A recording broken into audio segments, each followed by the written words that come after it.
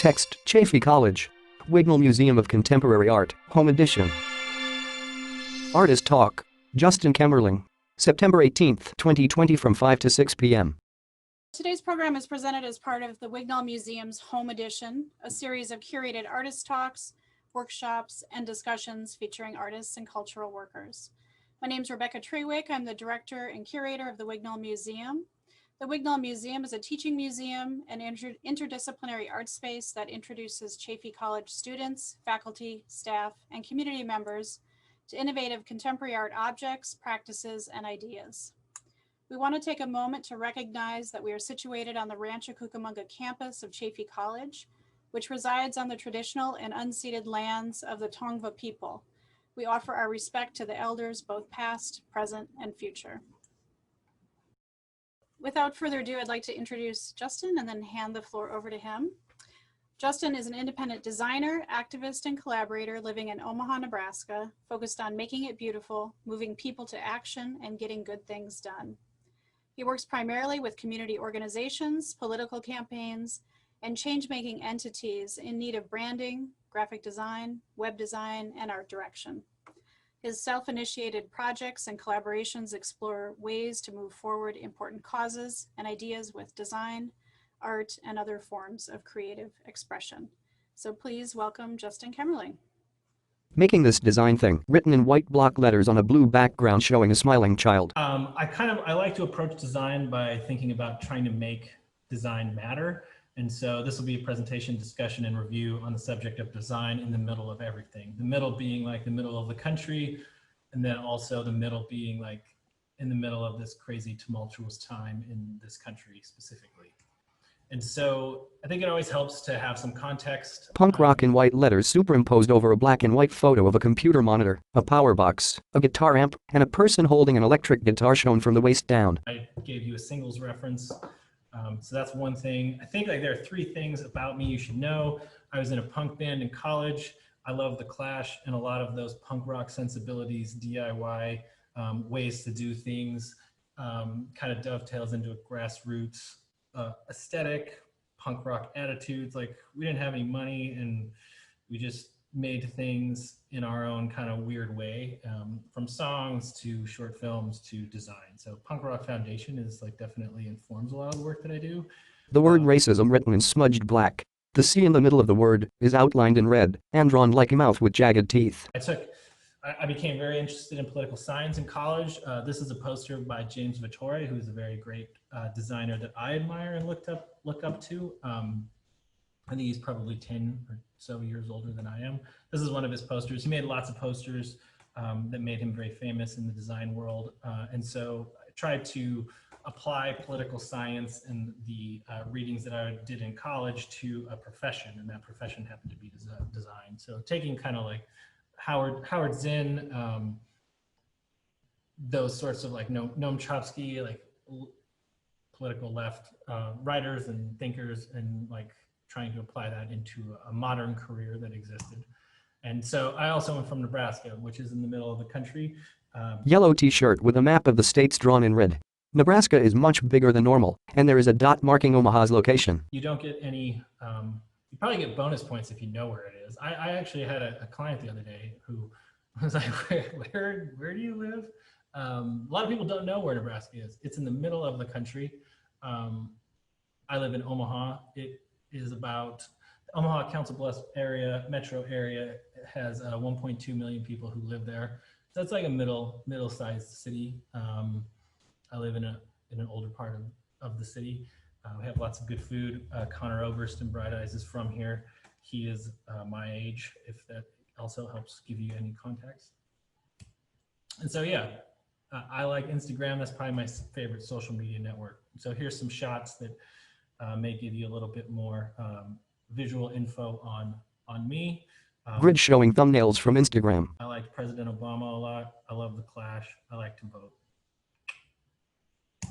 So I think I'm going to talk about work, but I think like the poster is like something you can always kind of keep in mind when I'm going through the work. I think like the poster is probably the purest form of visual communication. You know, you got like a 2x3 foot space. In a flash, you must arrest the viewer's attention of a passerby. alter his or her perception, change it, reinforce it, make it see something differently, surprise, delight, inspire, motivate, like those kind of things, like you're all trying to do in a poster. And, you know, you don't have an infinite scroll, you don't have a GIF, you don't have video, you don't have a lot of things that like screens provide. Even though the poster can be kind of, these are some old, this was 2005. I tried to find like an organization that I thought was doing interesting stuff. And I was like, hey, I want to make some posters for you. Posters in black and white, decorated with skulls and crossbones. On the left, it says, "Stop the slaughter, dry up white clay." On the right, "People not poison, dry up white clay." And so I worked with the community organizer on this project to get liquor licenses removed from a town that was exploiting Native Americans and their distress by profiting off of their alcoholism. And it was a pretty terrible situation. And so we made posters for this march that we did. The poster on the left shows a black and white drawing of curtains on a stage. There is a marquee that says "War on Terror" and an applause sign. The curtains are parted at the bottom, partially showing the words "human rights." On the right, it says "Wars on Us" across the top. The bottom of the poster shows hands smeared with black liquid. I've just always really liked posters. And so here's some that I made during Iraq wartime. A poster of two human figures drawn in black, each standing under a sign. Above the one on the left, a sign that says "legal." Above the person on the right, a sign that says "illegal." This was about immigration. And so this was like my way to kind of use design to try to say something. And I knew I wasn't really going to be an artist. I didn't really have that kind of thinking. I was always kind of looking for a problem to solve or an opportunity to find and use design to make that issue seemingly give it more attention. This was for the ACLU a few years ago. Political poster that says "Dissent is patriotic." This was a campaign out in Los Angeles, some Obama stuff. And so my business that I've been doing now for over 10 years in a quarter. Two posters. On the left it says, "Stop the flood of corporate cash. Vote no on 32." On the right, "Follow the money. Corporations want to rig elections. Vote no on 32." We work with progressive change makers and do-gooders is basically how I framed it, and that has become the work that we take on.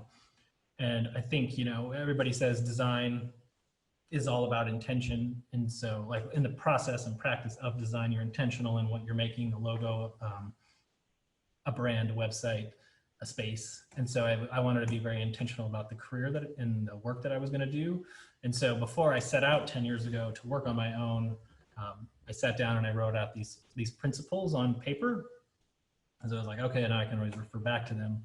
So I wanted to do work that is part of things, experiments, delights, is optimistic, gives a damn, is community-minded, moves people to action, points us in a direction, picks a side / annoys certain people, makes things better, and has heart. And so that was what I wanted the work that I was going to do to encompass in some way. You know, I had to have a few of these for the project to make sense.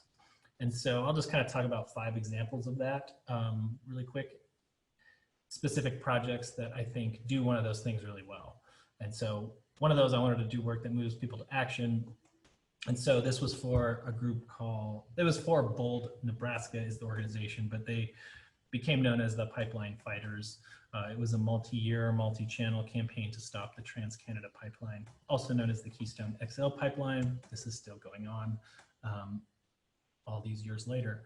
And so this was a poster that we made. There was a study that came out. Poster showing a pierced, leaking pipeline crossing the upper third of the page in front of sandy rolling hills.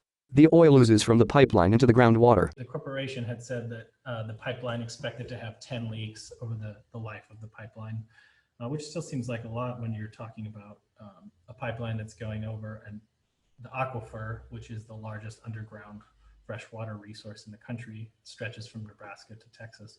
And so the pipeline was going to go over this. And so we made a poster showing this underground water resource. And there was an independent study that was done that said that there would be 91 leaks over the life of the pipeline. So we put all the leaks on this poster for effect.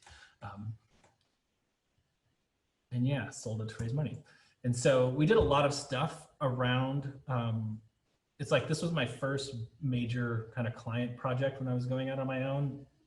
And we did, you know, all the branding for the organization, but then it became like a really good opportunity to do lots of other stuff in terms of, campaigns. This was a clean energy campaign. Drawing of a black snake cut into 3 pieces named Nebraska, South Dakota, and Montana on a red background. Drawing showing a wind turbine, solar panels, and lightning bolts that says build our energy. This was a campaign to get people to vote for inclusive cities, to protect the land. So it became an opportunity to bring design to all these issues that we thought were important and visualize them and get people inspired to get involved, to vote, to get involved in their community.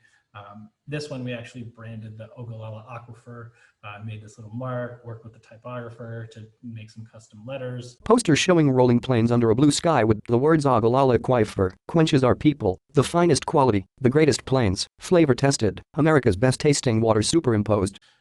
It was actually voted America's best tasting water by this organization, and so we wanted to play that up and brand the aquifer so that people would know that, like, hey, this is like a pretty good thing you have going on here, middle of the country with all this great water below it. Maybe don't screw it up by putting a dirty pipeline over it and threatening that. And so we made some patches out of that. This is Ben. He was an activist on the ground. He's got a couple patches there, got a pipeline fighter bandana.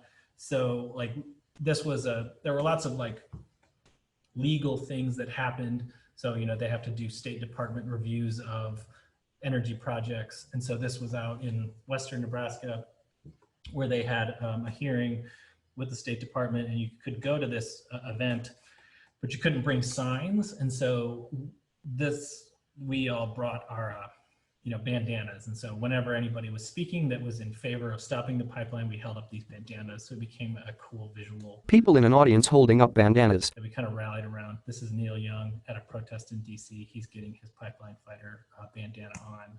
And so we made a poster out of that idea, which was kind of fun, and got a lot of people excited. A lot of people had this poster, and it was like a 18 by 24 screen print. Drawing of hands coming out of red sleeves holding a bandana with the words pipeline fighter written on it. And anybody that was part of the movement and the effort definitely got it and felt really stoked when they saw that.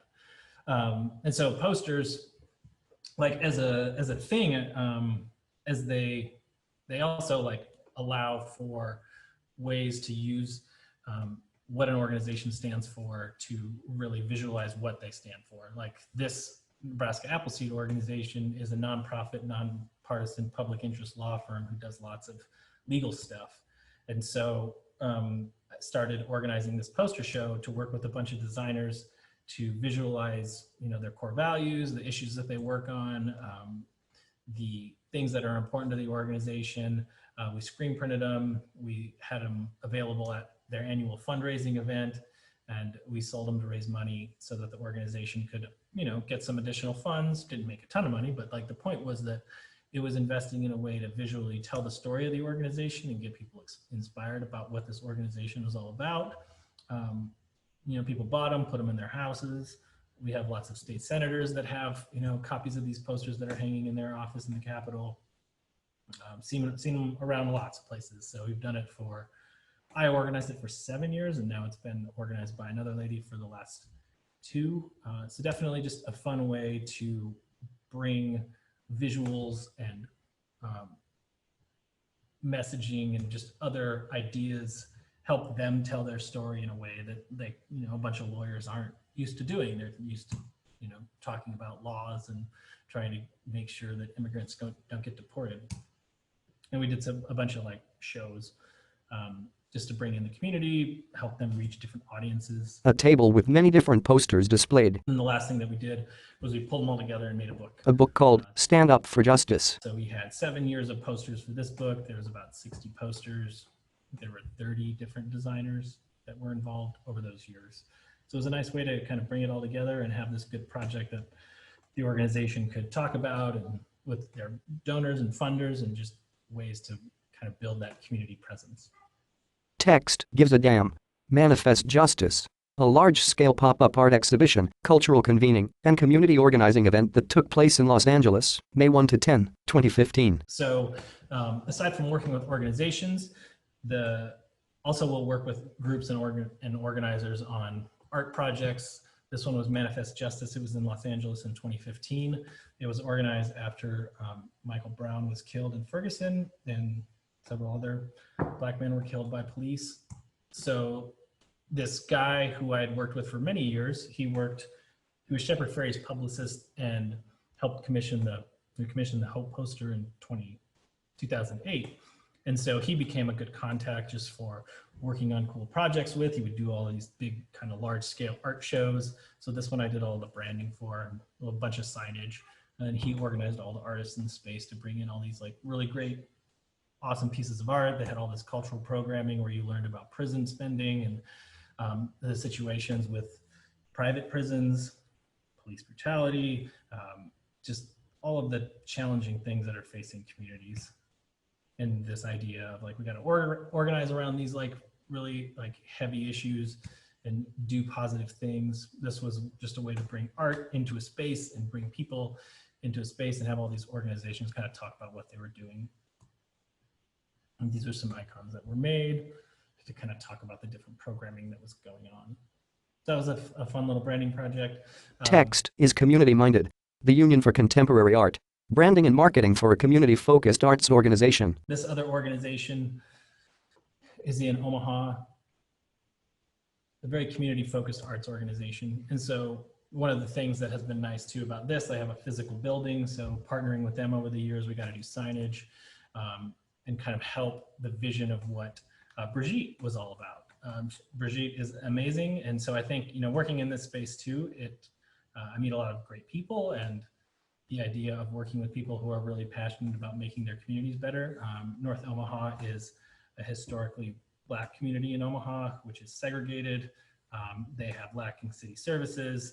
They have, you know, years, decades of redlining and systemic racism that has made that community, presented it with a lot of challenges because the city has sort of looked the other way as it has been able to just kind of deteriorate and not have the investment and all of the hip stuff that has happened in other parts of the city. And so Brigitte is from Detroit originally, and she moved here.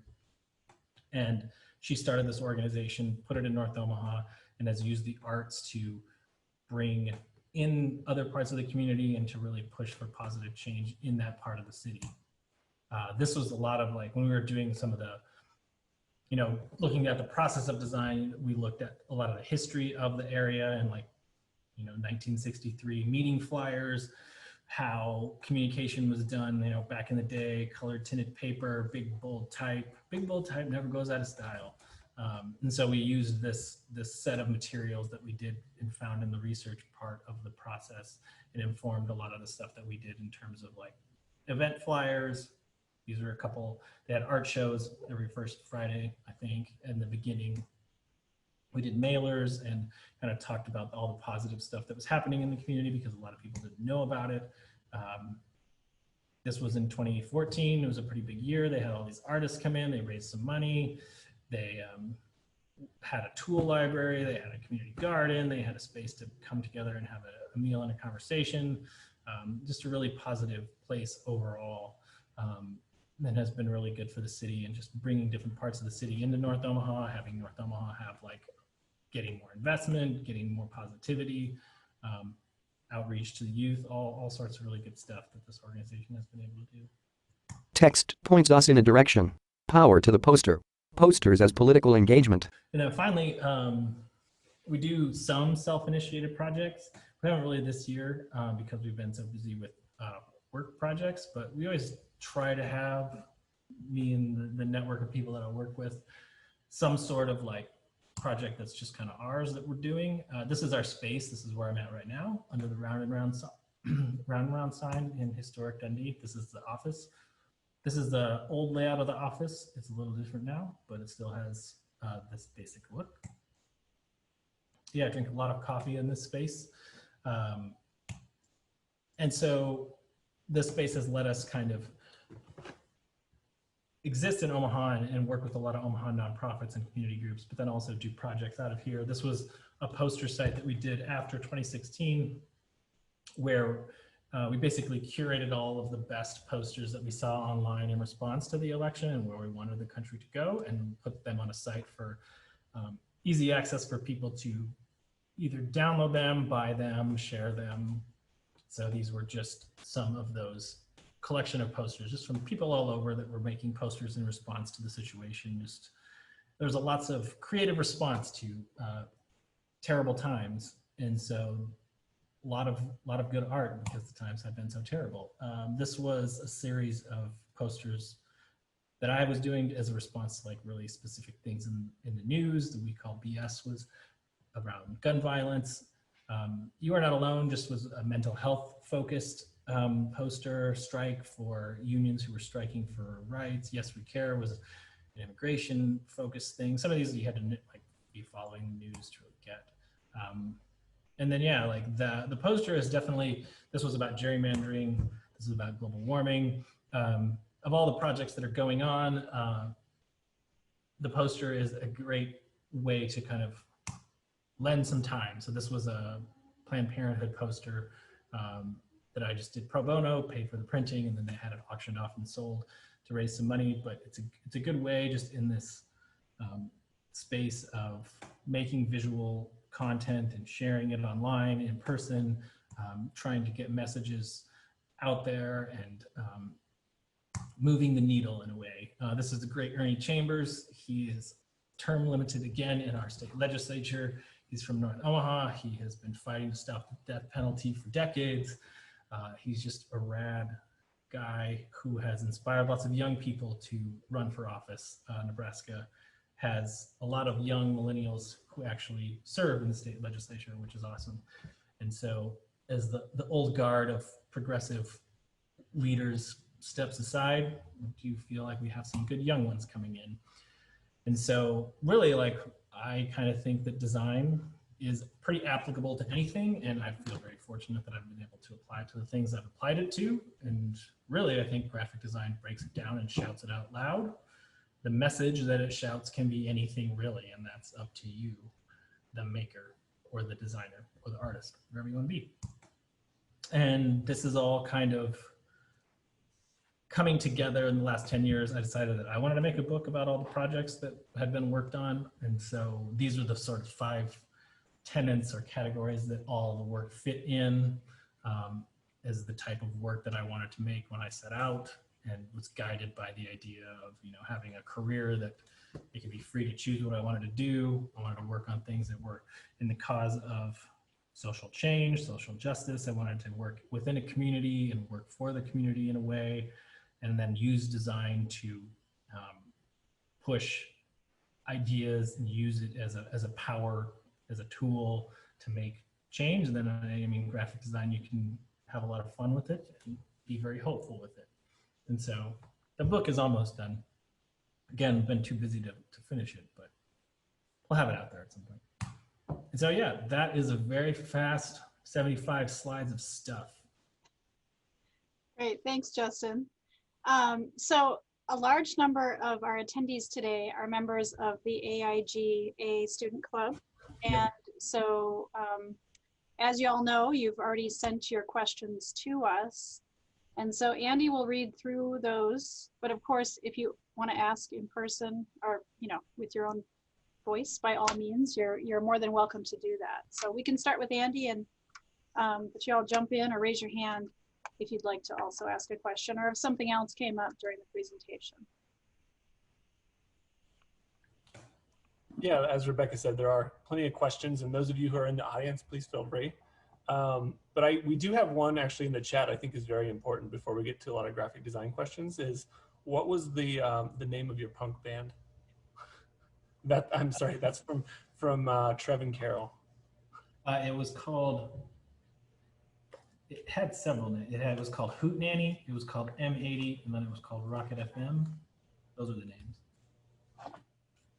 Thing about the punk band, like being creative, I think you go through a process where you're terrible. And so, but it is like the spectrum, it applies, right? So I think like I worked out a lot of like the terrible ideas in that punk band, and then it wasn't like I was starting over with terrible ideas in design. It was kind of like I could apply those, like, oh, look at all this bad shit we did when we were in this band. Let's not make those mistakes again. So yeah, just as an aside, but those were the names. And this is kind of my question following up on that, is that is that kind of where you started? Is that kind of the turning point you feel when you were in this punk band that kind of brought you into this social awareness? Yeah, it was definitely like we were in Lincoln, which is a college town.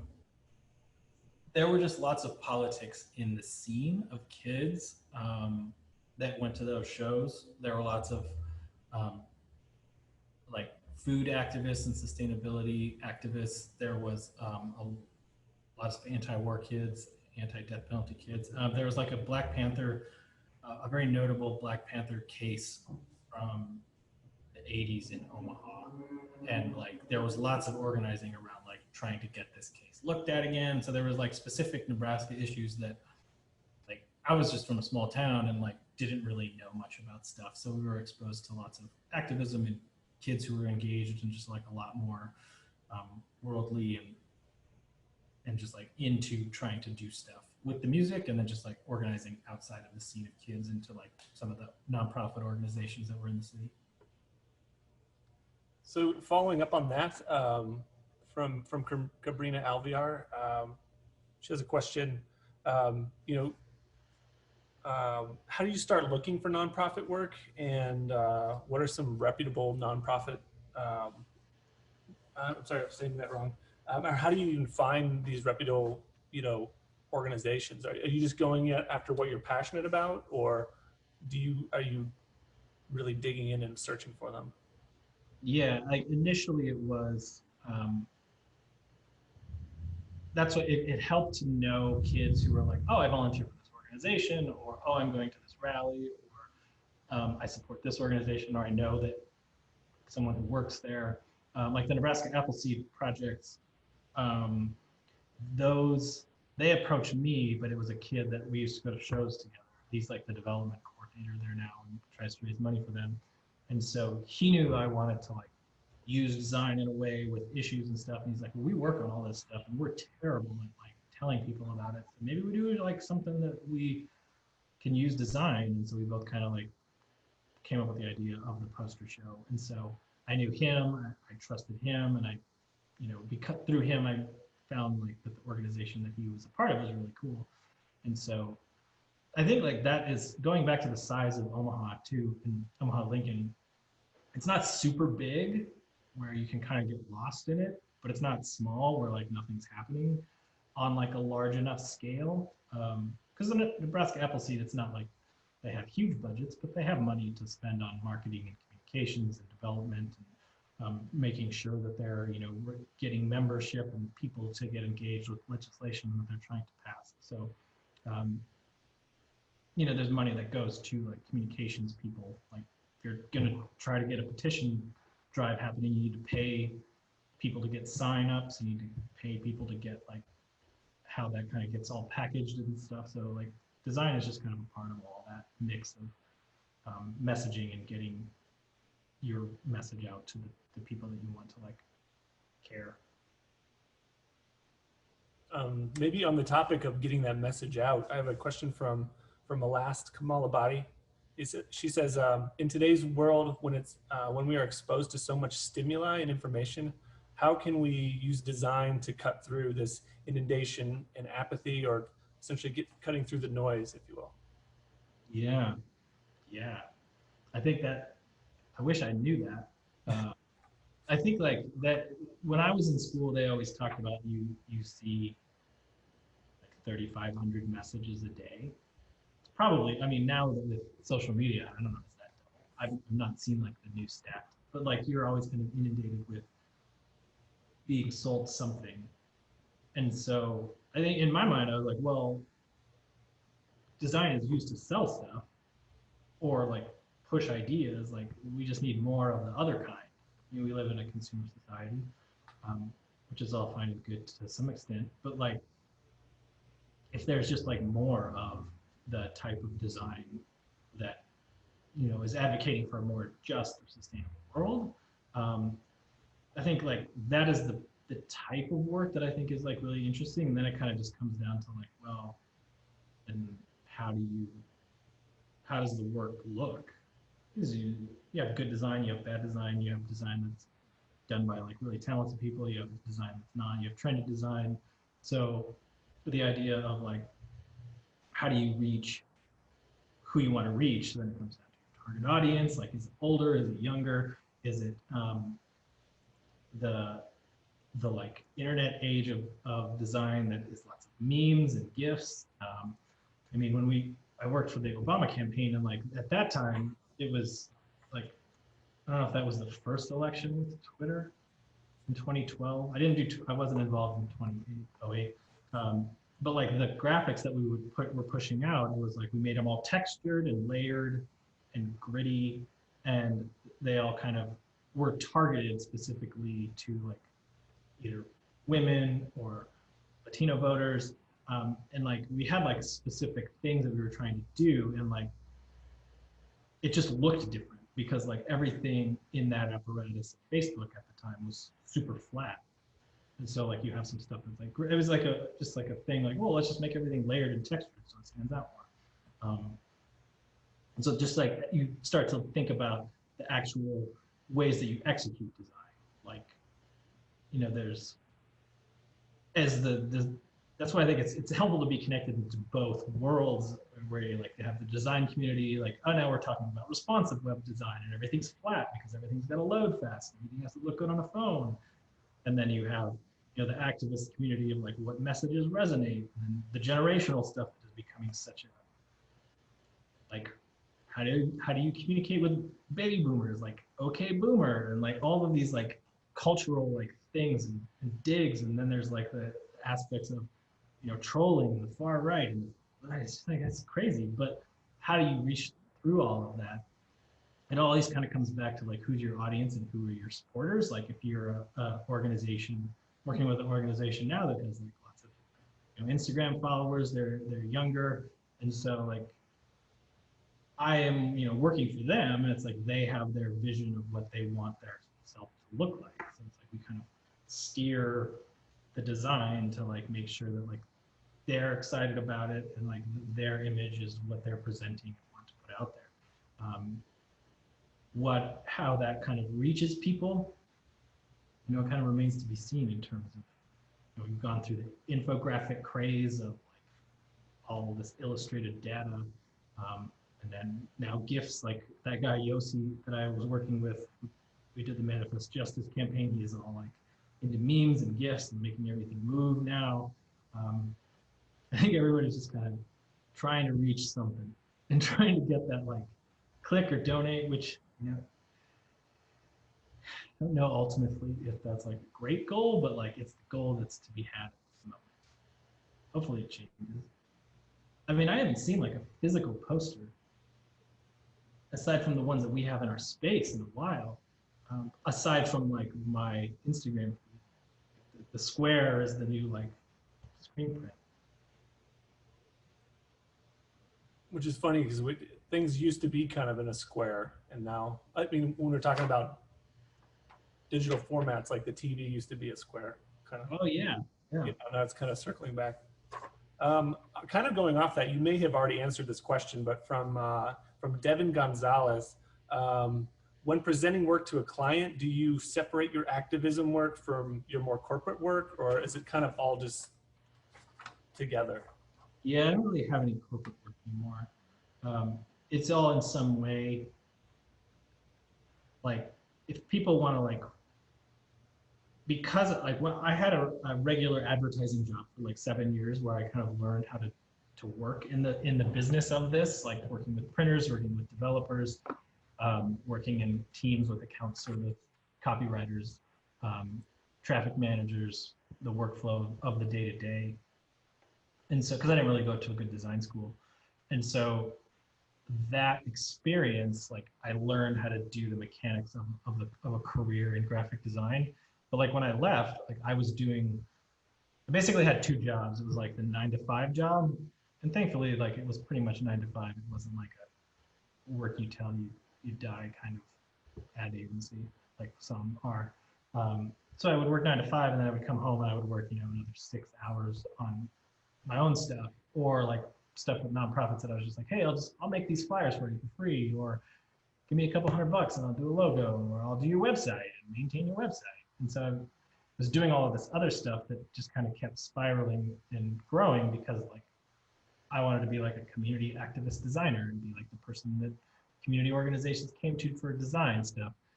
And doing that long enough, like I had like enough work to just be like, okay, I'm gonna go do my own thing and I'm just gonna show this work.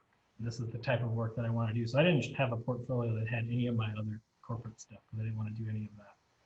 And this Bold Nebraska project, which was the pipeline fighter project, happened at that time. And then, I mean, it was like timing really was everything. It seemed like lots of people contacted me that had been either saw stuff or they were starting things, and timing was just right. And so I was working with Participant Media, who was out in Los Angeles, and then a startup in Omaha did Eli Pariser's TED Talk slides. That was like a project that I had like early on. And like that world of people just kind of, seems like everybody knows everybody else. And so just through contacts and networks, like the work just kind of kept going. So you mentioned you had to start somewhere, you know, you had to make money in the beginning, I'm assuming. So a question from Vanessa Hernandez. She asks, how do you make sure you're not being taken advantage of as a designer, maybe starting out at least? Yeah, I think like it's good to get, I mean, having an agency job experience was good to understand how to work with people when it comes to money and projects, and formulating some kind of like formal documents of like statements of work, what's your invoices, like how you kind of scope this project. This is the scope. This is what I'm going to do. This is how long it's going to take. I'm going to do 3 rounds of revision.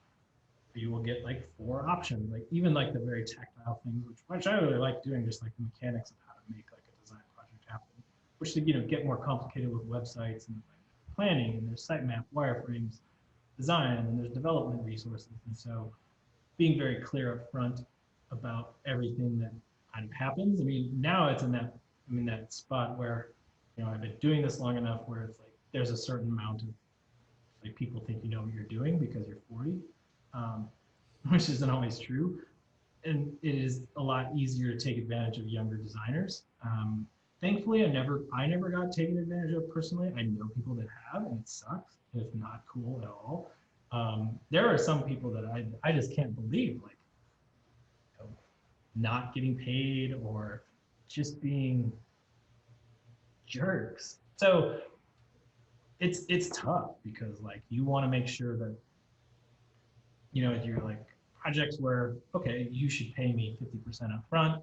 When it's done, I deliver all the files, and then you pay me the rest. It's like, even just like kind of getting down like how you want your payments to go. And AIGA has lots of resources, like in terms of like getting paid, like making sure you're behaving ethically as a designer, you're, you know, coaching and instructing your client on how to behave and act ethically with designers, where it's like, you know, this is your work, this is your time that you're putting into this, you should get paid for this. Like, it's not like you only get paid if I like what you did, like that's not how it works.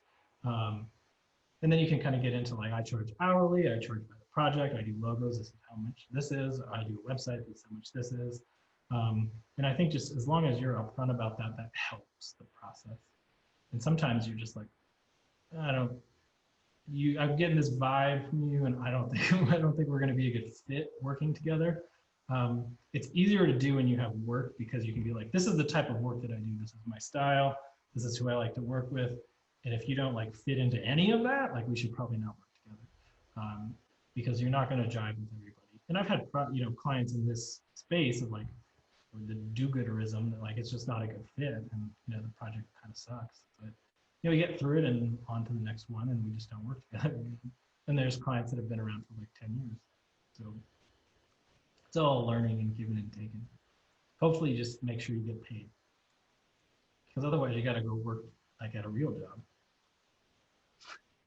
Nobody wants that. We have a question in the chat from Alaska Malabadi. She asked, is there a blacklist out there of exploitative companies or clients? Anything like that? Or a Google Doc or something. Or Google Doc. Yeah. So there's a designer, Jessica Walsh, who they run a firm in New York, and they are definitely trying to be more mindful of types of like projects that they do and work with. I don't know of any kind of list. I know that they put out lists around with the Black Lives Matter protests, just like, I think it was like just favorable companies. Omaha had like a list that this guy put out of like companies not to shop at that were like hostile. So it's like, I don't know of a blacklist overall, but like, you know, there are companies definitely that I wouldn't work with, but yeah, that's a good one. Is it about doing your research? Yeah, doing your research. Because yeah, sometimes new startups or, you know, you have no idea in terms of like the type of work that they do, or I mean, it's definitely like tricky trying to land good clients and work with good clients to make sure that you're being treated fairly. Have you ever had to get legal assistance? I haven't. I have had friends who have, though.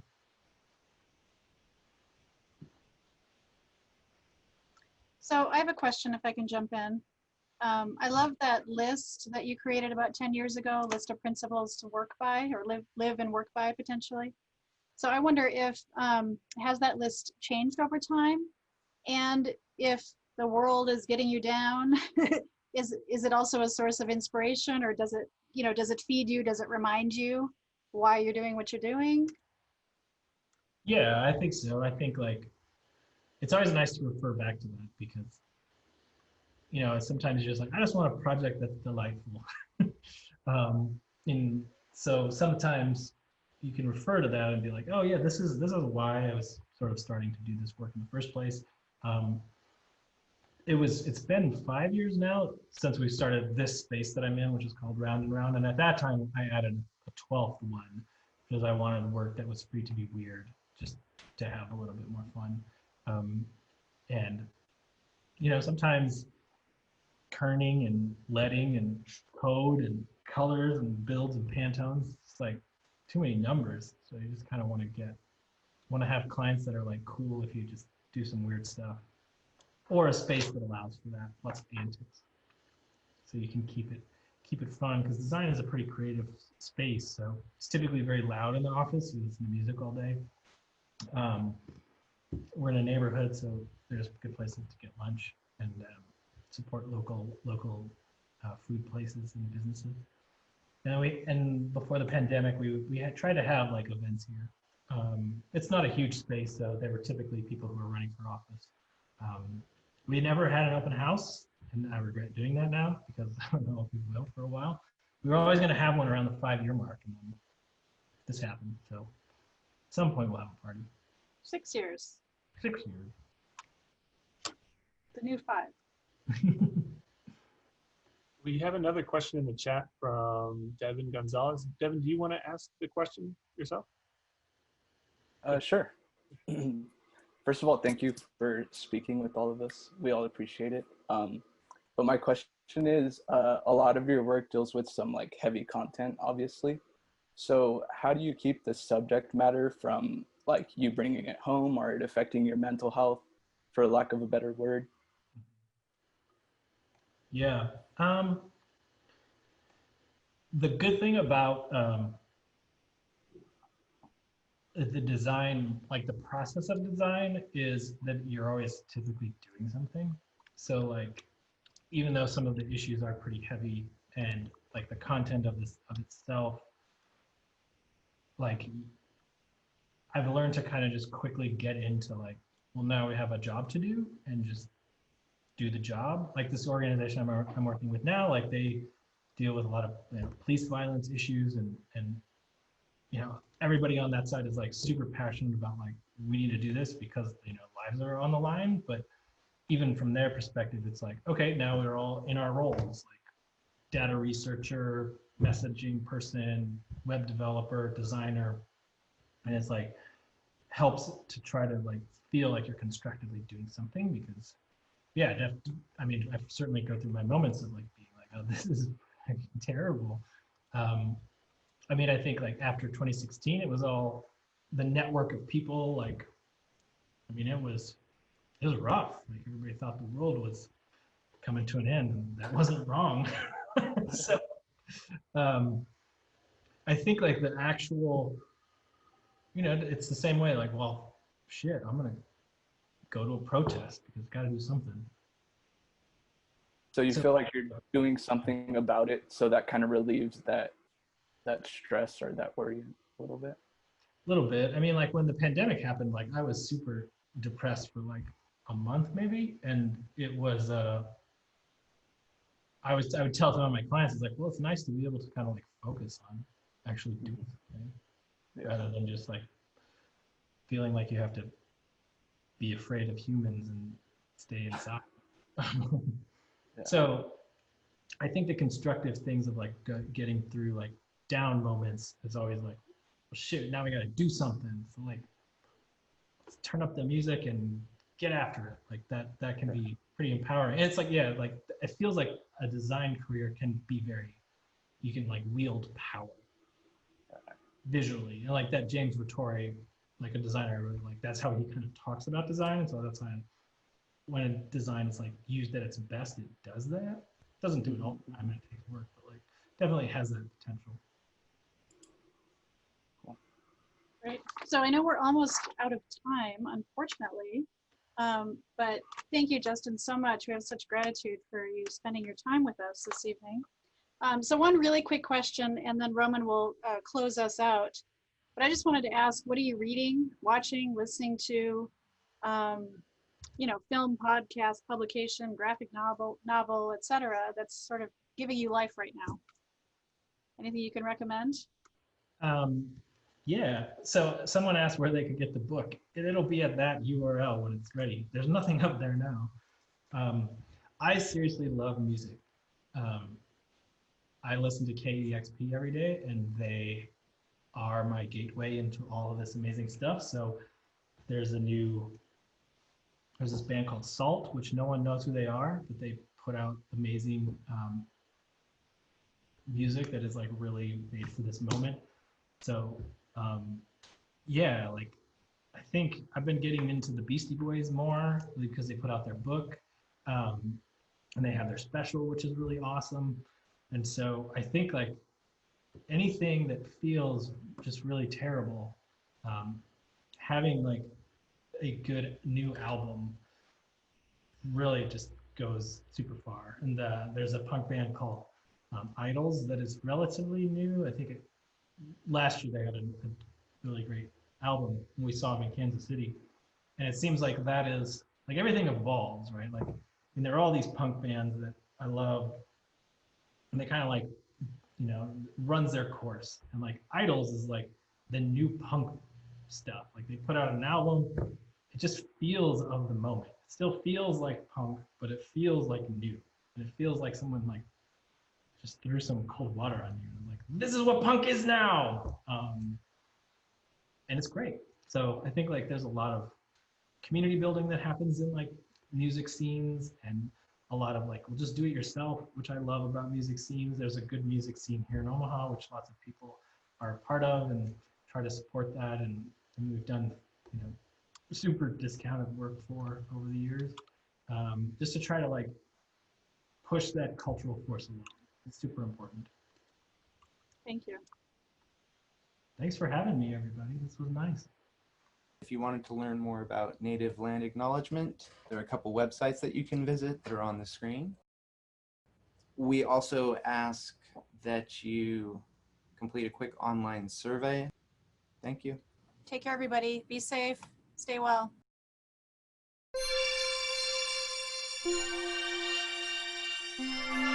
Text, Chaffey College Home Edition, Wignall Museum of Contemporary Art.